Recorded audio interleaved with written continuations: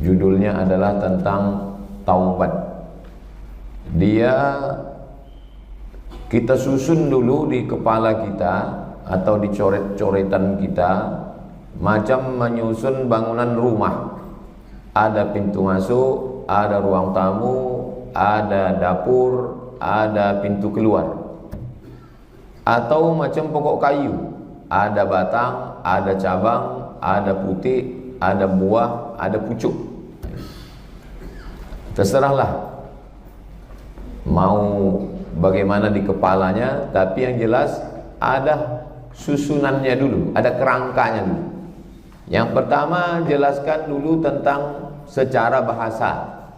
Taba yatubu taubatan, padanan katanya sama dengan raja'a yarji'u ruju'an, rujuk. Karena aslinya manusia itu benar, jujur, taat. Ketika dia menyimpang dari jalan yang benar itu disebut dengan maksiat. Ini jalan yang lurus. Berbelok dia dari jalan ini, itu disebut dengan asa ya'si, isyan, maksiat. Nah, ketika orang keluar dari jalur yang betul ini, balik dia ke jalan yang betul itu disebut dengan taba yatubu taubatan, raja'a yarji'u ruju'an, balik ke jalan Allah SWT, kembali ke jalan yang sudah digariskan Allah secara bahasa.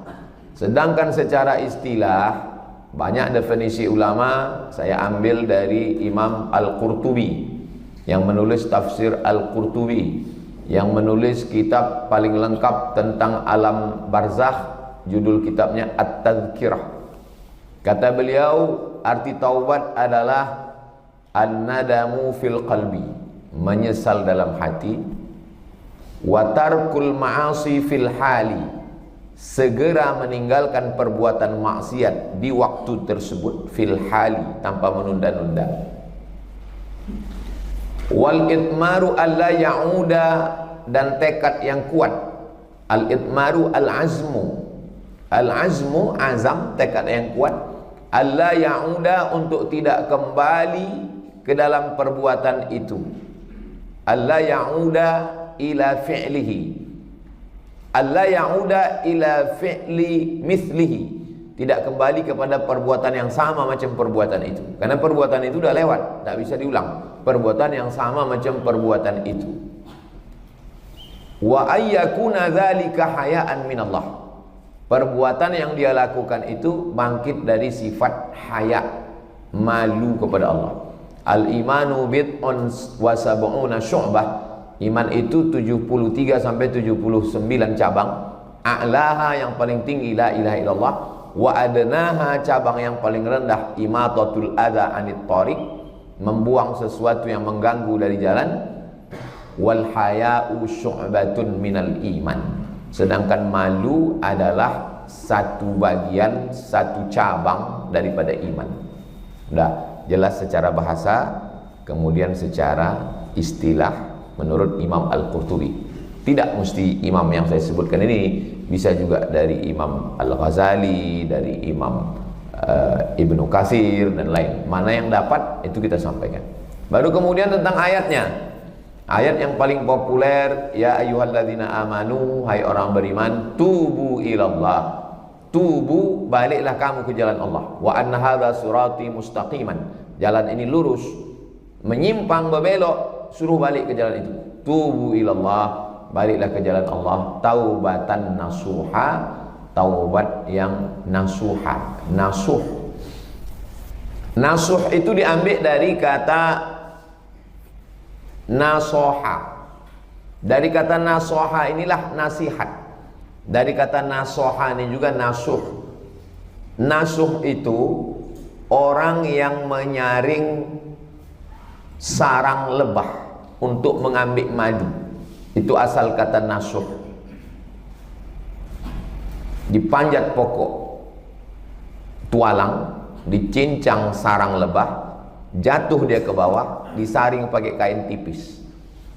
Waktu disaring pakai kain tipis itu, yang tersangkut di atas kain tipis itu ranting tersangkut, daun tersangkut, lilin lebah tersangkut, anak lebah tersangkut, induk lebah tersangkut. Menetes madu yang asli ke dalam botol, proses menyaringnya itu bahasa Arabnya nasoha, nasuh. Jadi ketika taubat itu tersaringlah semua dosa-dosa tadi.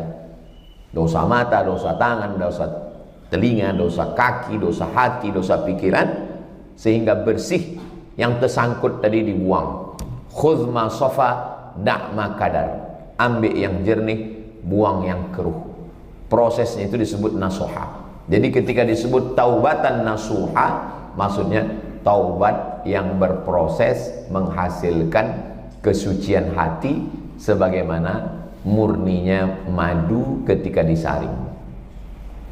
Secara bahasa, secara istilah ayat Al-Quran, kemudian hadis Nabi. Hadisnya dari Sunan Abi Daud. Ma min abdin yuznibu dzamban. Kalau ada seorang hamba yang khilaf, salah, berdosa, fayuhsinut tuhur, kemudian dia bersuci dengan baik. Itulah asal muasal mandi taubat. Tak ada bunyi hadisnya ghuslut taubah, tak ada. Mandi taubat itu diambil dari hadis ini. Ma min 'abdin yuznibu dzamban. Ada orang yang khilaf, salah, yuznibu dzamban, buat dosa. Fayuhsinut tuhur, lalu dia memperbaiki tohur, toharah. Toharah yang paling bagus mandi, itulah dia mandi taubat. Kalau tidak sanggup mandi taubat, berwudu. Kalau tak sanggup berwudu, tayamum. Tak sanggup dia bertayamum karena lemah, ditayamumkan orang saudaranya. Laki-laki mentayamumkan laki-laki. Tak bisa istri mentayamumkan suami karena batal menurut mazhab Syafi'i. Setelah itu, summa yusalli rak'ataini, salat sunat 2 rakaat. Itulah yang disebut dengan salat sunat taubat. Jadi nama itu datang belakangan. Sama macam idza dakhala ahadukumul masjidah, kalau kamu masuk masjid, fala yajlis, jangan duduk, hatta yusalli rak'ataini, sampai dia salat 2 rakaat. Salatnya itu namanya salat tahiyatul masjid. Nabi tak pernah menyebutnya. Sekalipun Nabi tak pernah menyebut tahiyatul masjid. Nabi hanya mengatakan siapa yang masuk masjid jangan duduk sampai sholat sunat 2 rakaat. Namanya datang belakangan.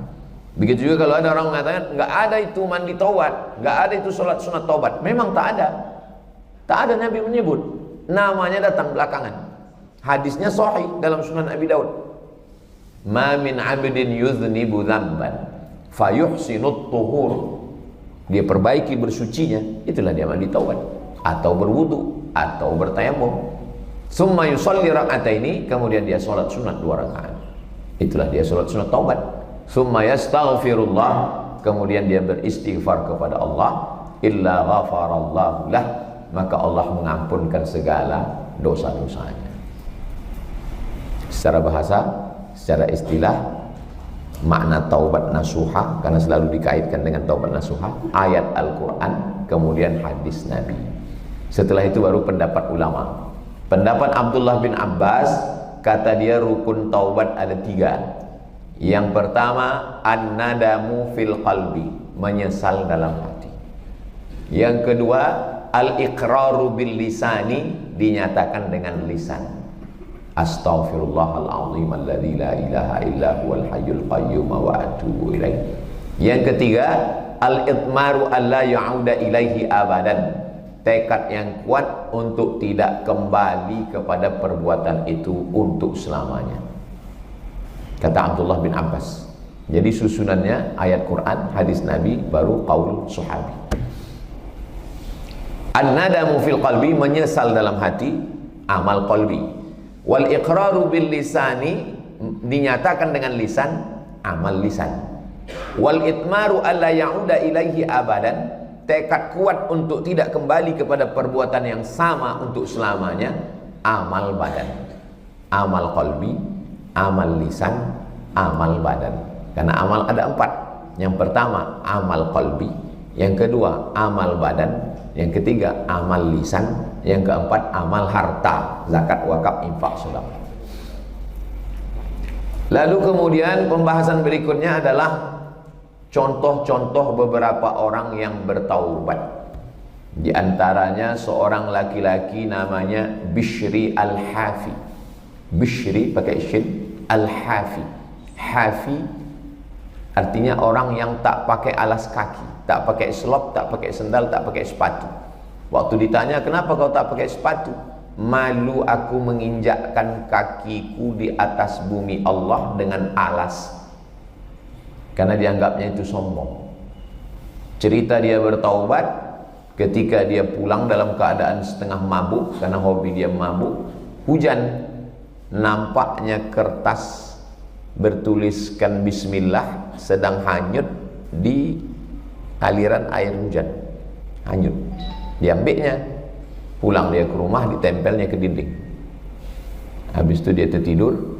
Waktu sedang tertidur itu didengarnya suara. Kata suara itu, sebagaimana engkau sudah memuliakan namaku, maka aku memuliakan namamu. Maka bertaubatlah dia. Dikenal dengan salah seorang wali Allah namanya Bishri Al-Hafi. Dia hidup sezaman di atas sikit Imam Ahmad bin Hanbal, Imam Hanbali. Imam Hanbali meninggal tahun 241. Nah, Bishri Al-Hafi ini di atas Imam Hanbali sikit, karena adik perempuannya sempat berjumpa sama Imam Ahmad bin Hanbal. Datang seorang perempuan bertanya kepada Imam Ahmad bin Hanbal.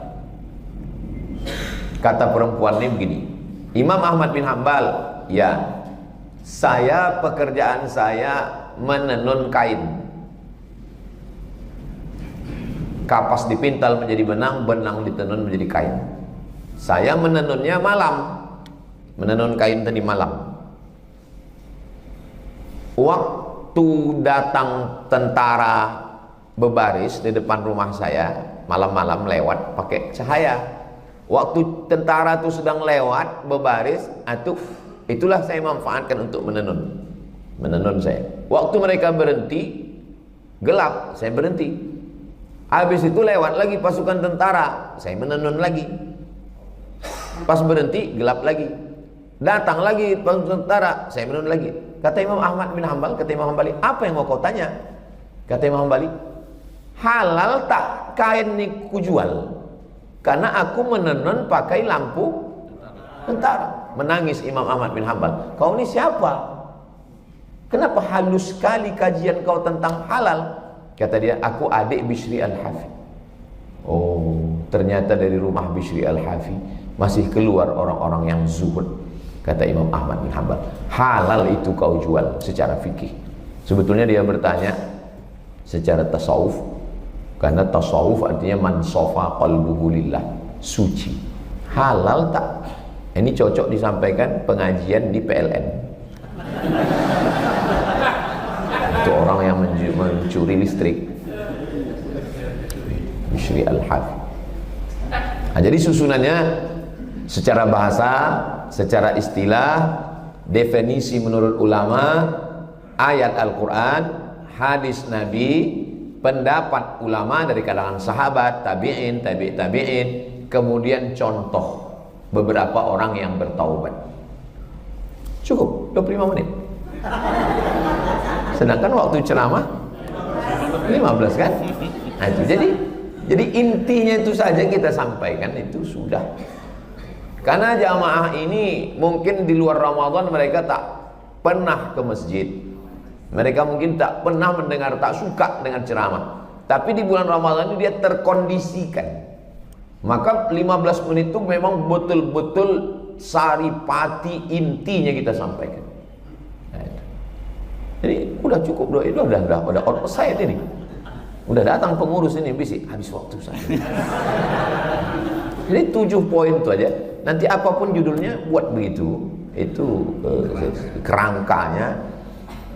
Saya tadi dikirim WA, bunyi WA-nya begini. Kan biasa saya menyampaikan itu 1 jam. Tolong Ustadz sampaikan motivasi bagaimana cara berdakwah yang baik. Karena kewajiban saya menyampaikan materi. Saya yang menyampaikan materi yang mau disampaikan nanti malam itu yang fardunya. Sedangkan yang WA yang kedua ini sunat muakkadnya. Kalau yang ini duluan saya sampaikan berarti bertentangan dengan kaidah. Yang fardu dulu sampaikan. Nah, sesudah sampaikan yang fardu baru yang sunat muakkad. Saya meminta kepada MDI ke depan supaya dihadirkan orang pakar public speaking. Public orang banyak, speaking bercakap. Public speaking bercakap di depan orang banyak. Karena itu ada ilmunya, dan orang yang ahli ini bukan ahli agama. Dia nanti bisa jadi motivator, bisa jadi dosen, bisa narasumber, bisa jadi jurkam, bisa pakar politik, karena dia umum. Jadi bukan ustadz yang menyampaikan materi ini, namanya public speaking. Kalau dulu di UIN ada mata kuliah di Usuluddin namanya khitobah. Khitobah itu dari kata khotobah yaktubu khutbah, khitobah itu public speaking, bicara depan orang banyak. Dulu waktu kami masuk IAIN Susko tahun 96, ada satu pelatihan khitobah yang menyampaikannya itu dulu ustadz. Waktu itu ustadz yang paling hebat di Pekanbaru ini, satu Ustadz Sulaiman Abdullah, satu lagi Ustadz ada Dahlan, Ustadz Bukhari Dahlan. Nah, ingat saya itu Ustadz Bukhari Dahlan mengajarkan di aula IAIN. Kalau saya seangkatan sama beliau. Nah, jadi Ustadz Bukhari Dahlan menyampaikan waktu itu dari salam itu, ingat saya itu salam dia, kata dia dari kan, Assalamualaikum warahmatullahi wabarakatuh, kata saya begitu. Nah, saya tak pernah ikut kursus public speaking. Makanya carilah di video itu materi public speaking UAS, tak pernah. Kenapa? Karena saya tak ada ilmunya.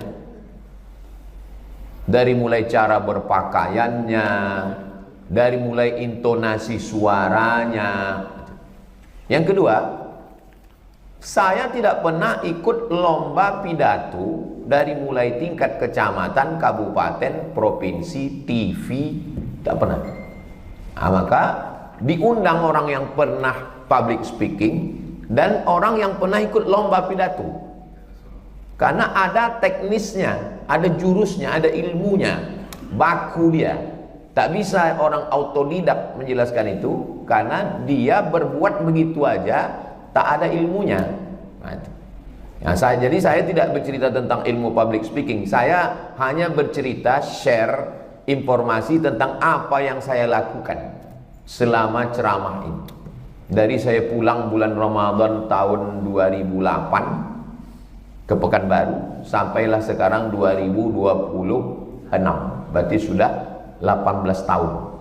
Saya pulang Ramadan, sekarang Ramadan, udah 18 kali Ramadan saya di Pekanbaru.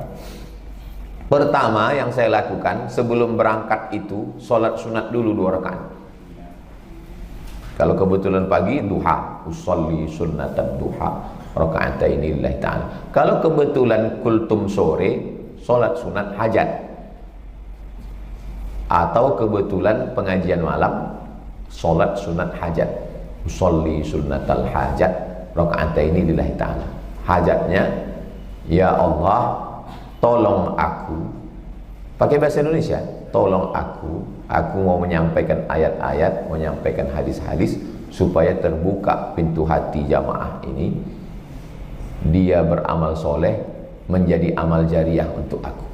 Ala hazihin niyah, al-fatihah.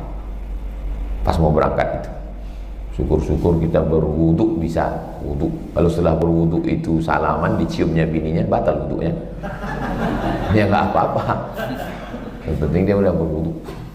Habis itu, waktu di jalan itu kita udah ceramah duluan. Jadi ceramah kita di tempat lokasi itu sebetulnya ceramah kedua. Nah, bukan yang pertama di situ. Makanya yang lancar di situ, di tempat itu, karena itu kedua. Yang pertama waktu di jalan itulah. Nah, di jalan itu udah ceramah kita di situ. Assalamualaikum warahmatullahi wabarakatuh. Bapak Ibu yang dimuliakan Allah, Taubat itu adalah dari kata tabayatubu taubatan. Nah, jadi di jalan itu ceramah kita duluan. Maka ketika sampai di situ dia hanya mengulang. Biasanya orang mengulang lancar. Nah, pokok-pokoknya itu udah kita susun di kepala kita. Pas menyampaikan itu kedua. Jangan sekali-kali ngomong di depan orang itu yang pertama. Disitulah datang kekacauan itu. Lari dia dari garis itu. Sedangkan kita mau mengajak jamaah ini jangan lari dari garis. Kita udah lari duluan. Nah, yang pertama, dekatkan diri dulu kepada Allah. Luruskan niat, tolong aku ya Allah. Supaya sampai ini ke hati jamaah ini, supaya dia yang tak baik jadi baik, yang udah baik jadi istiqomah, beramal dia sesudah ini mengalir pahalanya untuk aku. Yang kedua, di jalan tuh udah. Yang ketiga, jangan terlambat. Itu pengalaman saya. Karena kalau terlambat itu mood kita udah rusak. Saya yang paling susah menjaga mood ini. Kalau saya udah terlambat, agak di kantor misalnya 5 menit 10 menit, bagus sih izin tak jadi. Karena kalau saya sampai juga di situ, udah nggak enak lagi. Orang tuh nggak enak nengok saya lebih nggak enak nengok dia. Udah sama-sama nggak enak, sudah tak sedap lagi. Nah, jadi usahakan cepat datang. Jadi saya selalu ditanya orang, kapanlah Ustadz menulis buku? Saya cepat datang, tapi saya tak langsung masuk ke tempat acara itu. Saya diparkir. Mbak, di teleponnya saya, Ustadz dah di mana? Alhamdulillah dekat lagi gitu saya. Nah, itu. Karena kalau kita cepat kali pun datang, hilang juga wibawa kita. Nah, jadi kita saling menjaga. Lambat pun tidak, cepat pun tidak. Karena kalau kita duluan datang, tuh duduk kita situ, hilang juga harga diri kita. Nah, jadi kita ada wibawa kita di teleponnya kita. Nah, Ustadz di mana? Dekat lagi insyaallah. Padahal udah diparkir dari tadi. Itu mood kita terjaga insyaallah. Kemudian sampai kita di situ, kita salami orang. Karena dengan bersalaman sama orang itu, dia secara sunnahnya sunnah. Ma min muslimaini, dua orang muslim yatasafahani yaltaqiyani, berjumpa wa yatasafahani illa ghufira lahuma, Allah mengampunkan dosa mereka malam yatafarraqa, sebelum berpisah. Tasaqat dzunubuhuma, gugur dosa dia, kama tasaqat auraqus syajar, sebagaimana gugurnya daun-daun pokok kayu yang kering. Secara sunnah. Tapi secara psikologis, kita kalau udah bersalaman sama orang, batin kita tuh terikat. Nah, walaupun tak semua yang ada di situ. Kalau kebetulan ini tempat ceramah, ada orang baris, nggak apa-apa kita salami itu. Satu sisi kita sedang mengajar orang untuk menghormati orang. Maka orang yang ada di situ pun tengoknya, oh, Ustadz nih ternyata disalami. Jadi aja udah Ustadz mau menyalami, kita pula nggak nyalami kita. Nah, kalau bisa ada kawan kita satu situ, nanti kau rekam aku nyalami tadi.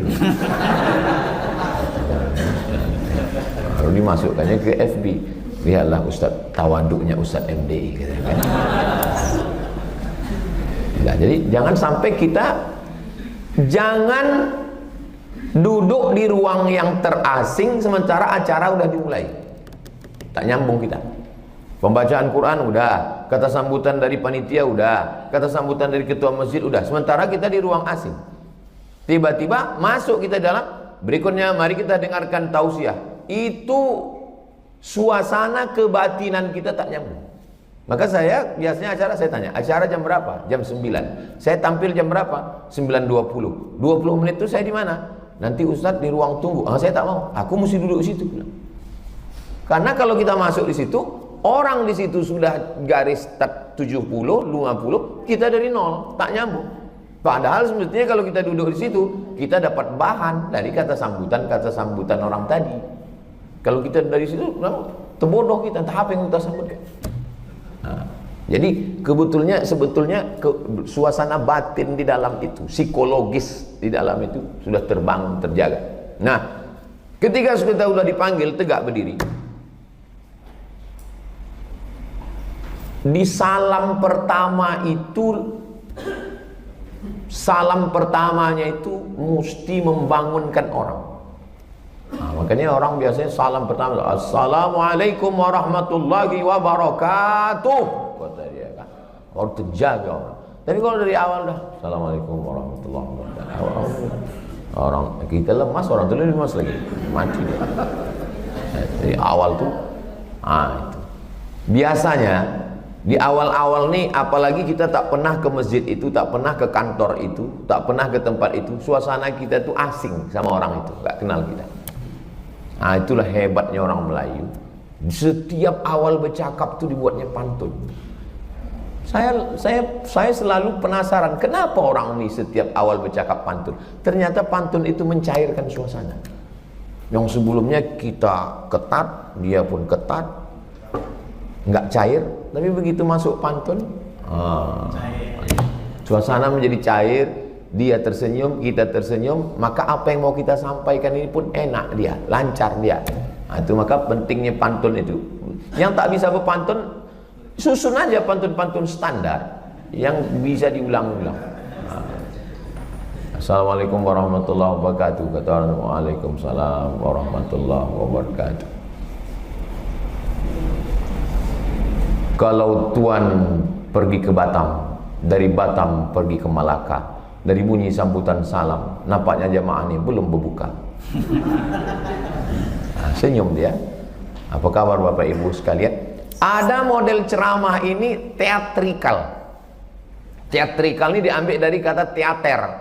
Orang-orang teater yang dia monolog, bercakap sendiri. Gaya-gaya Presiden Soekarno, kemudian Kiai Haji Zainuddin MZ, itu gaya monolog, bercakap sendiri, teatrikal. Tapi ada model ceramah orang yang dialog.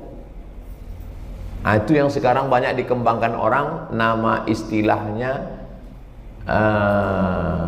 storytelling, telling story. Telling dari kata tell, bercerita. Story, menyampaikan cerita, macam orang ngobrol. Jadi jamaah itu diajaknya bercerita, storytelling, telling story. Diajaknya orang itu macam ngobrol-ngobrol, macam cerita-cerita. Apa kabar Bapak Ibu sekalian? Alhamdulillah sehat. Mudah-mudahan yang hadir ini umurnya panjang. Amin. Mudah-mudahan sehat. Amin. Mudah-mudahan yang belum ada jodoh ketemu jodoh. Amin. Mudah-mudahan utangnya lunas ya. Amin. Mudah-mudahan THR cair. Amin. Itu. Jadi dia mengajak orang itu untuk cerita sama dia. Nah, terserah. Kita punya bakat masing-masing. Mungkin ada yang model di antara ustadz, dia model teatrikal, bawaannya mau berjihad aja. Ada model gitu. Tapi ada model, memang ada orang yang model teatrikal inilah yang masuk ke hati orang, suka orang, terpukau orang. Kiai Haji Zainuddin MZ, terpukau orang nengok dia. Tapi ada orang modelnya yang ngobrol, itulah bagi dia yang menarik. Kita awalnya memang meniru orang. Awal-awalnya kita itu meniru orang. Nanti pada akhirnya stasiunnya kita menemukan diri kita sendiri. Saya Ramadan tahun 2008 itu tidak dapat jadwal dari MDI. Karena MDI sudah membagi. Saya datang udah masuk Ramadan. Mohon maaf nih Ustaz. Jadi saya waktu itu ke masjid hanya mendengarkan cemana abang-abang saya ceramah. Bagaimana abang-abang ini ceramah. Saya dengarkan satu-satu. Solat saya di Ar-Rahman. Saya tengok bagaimana abang ini ceramah. Ini jamaah-jamaah ini, setiap menyambut melepas jamaah haji, dilepas pakai lagu Magadir. Magadir, Magadir. Magadir itu artinya enggak pulang-pulang. Itu makanya jamaah itu dilepas tak pulang-pulang gara-gara Magadir. Di Ar-Rahman yang ceramah Ustaz Fajriansyah. Oh gitu. Begitu ceramah. Nah, habis itu acara di Masmur. Buka bersama. Saya dosen di Masmur, tapi belum diundang ceramah.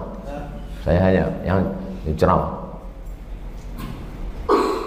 Kalau kita pilih calon DPD yang masih muda, dia masih mencari untuk kehidupannya, belum mapan. Tapi kalau yang kita pilih itu adalah orang tua kita, dosen kita yang sudah mapan secara ekonomi, maka dia akan memperjuangkan Riau di Senayan. Ada Ibu Maimanah Umar yang ceramah Ustadz Nixon. Oh begitu cara ceramah. Ceramah saya, sholat saya di An-Nur. Malam saya sholat di An-Nur, di Sok. Ini mimbar, saya paling kiri di belakang, jauh di belakang saya tengok. Bisa manusia di An-Nur tuh lebih kurang 2000 orang. Diam-diam semua dan menatap. Yang ceramah Ustaz Mustafa Umar. Dalam hati saya, cemana cara memukau 2000 orang ini bisa terdiam orang itu. Pas ditanya, padahal beliau tidak bersuara menggelegar, dengan suara lembut. Saya coba gaya Ustadz Nixon, tak cocok. Saya coba gaya Ustadz Mustafa dengan suara yang lembut, mau ribut pula orang tuh. Jadi awal-awal tuh kita memang meniru. Lama-lama akhirnya kita menemukan diri kita sendiri. Nah, jadi lalu kemudian waktu kita menyampaikan itu, kita fokus saja pada yang tadi. Tapi jamaah ini bukan mahasiswa. Tak bisa kita jamaah sekalian, tema kita malam ini adalah taubat. Taubat secara etimologi, secara terminologi tak masuk. Tak masuk. Jadi materi yang saya sampaikan tadi, materi pokok, itu bahan pokoknya. Cabai, bawang, tomat, lengkuas, daun salam, serai. Ini diolah, ditumbuk, dimasukkan ke blender, digiling. Walaupun bahannya sama, yang satu menjadi asam podeh, yang satu menjadi gulai lomak, yang satu menjadi tom yam, yang satu menjadi masakan Palembang. Tak apalah namanya. Jadi bahan mentahnya boleh sama, tapi nanti aslinya, misalnya tentang menjelaskan tentang balik ke jalan tadi, itu setiap kita ini bisa berkreasi. Bapak mau pergi ke Masjid An-Nur, karena Bapak tidak tahu jalan, maka Bapak ambil Google Map Masjid An-Nur. Lalu Google Map mengasih jalan kan?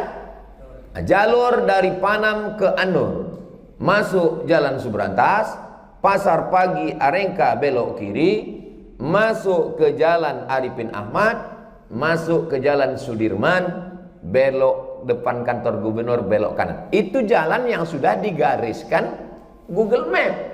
Ketika Bapak salah melewati jalan yang sudah digariskan Google Map ini, maka saat itu Bapak sudah keluar dari jalan yang benar. Inilah jalan yang sudah digariskan oleh Google Map kalau mau sampai ke An-Nur. Ketika Bapak salah simpang, maka saat itu Bapak sudah keluar dari jalan yang benar. Keluar dari jalan yang benar itu bahasa Arabnya maksiat. Maka kembali ke jalan Google Map, itu namanya taubat. Membahasakan dengan bahasa, itulah yang disebut dengan bilisani qaumihi, dengan bahasa kaumnya.